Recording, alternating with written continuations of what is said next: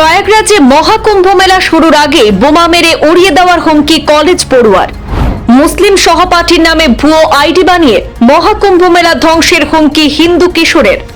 হুমকি বার্তার সূত্র ধরে বিহারে কলেজ পড়ুয়াকে গ্রেপ্তার করেছে তদন্তকারী পুলিশ।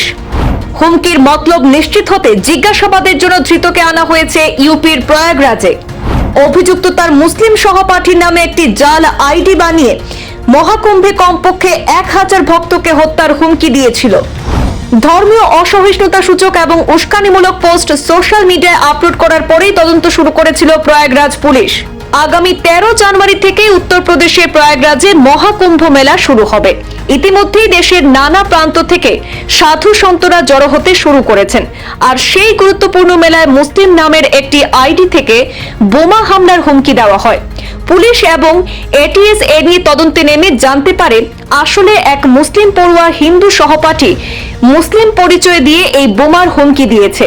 তদন্তকালীন উত্তরপ্রদেশ পুলিশ বাহিনী প্রতিবেশী বিহারের পূর্ণিয়া জেলায় ভবানীপুর থানার সাদিগঞ্জ এলাকার বাসিন্দা জয় কিশোর জয়সওয়ালের পুত্র একাদশ শ্রেণীর ছাত্র আয়ুষ কুমার জয়সওয়ালকে গ্রেপ্তার করেছে।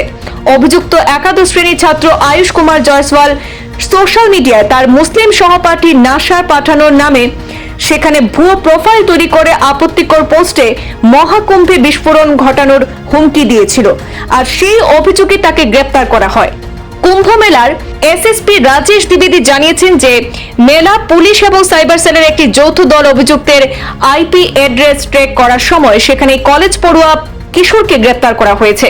এসএসপি জানিয়েছেন অভিযুক্ত তার সহপাঠীর নামে একটি জাল আইডি অ্যাকাউন্ট তৈরি করে এবং মহাকুম্ভে কমপক্ষে 1000 জন ভক্তকে হত্যার হুমকি দিয়ে একটি অবমাননাকর এবং উস্কানিমূলক পোস্ট আপলোড করেছিল সোশ্যাল মিডিয়ায়। পুলিশ তদন্ত শুরু করলে বিষয়টি লোকমুখে ছড়িয়ে পড়লে জানা যায় হুমকিদাতা অভিযুক্তরা নেপালে পালিয়ে গেছে, কিন্তু তার আইপি অ্যাড্রেস বিহারেই দেখা যায়। প্রয়াগরাজ পুলিশ বিহার পুলিশের সহায়তায় তাকে গ্রেপ্তার করতে সক্ষম হয়। ভারতীয় ন্যায় সংহিতা এবং তথ্য প্রযুক্তি আইনের ধারায় ধৃতের বিরুদ্ধে মামলা দায়ের করা হয়েছে। এসএসপি আরো জানিয়েছেন যে ওই ছাত্রকে ইতিমধ্যে জিজ্ঞাসাবাদের জন্য প্রয়াগরাজে আনা হয়েছে।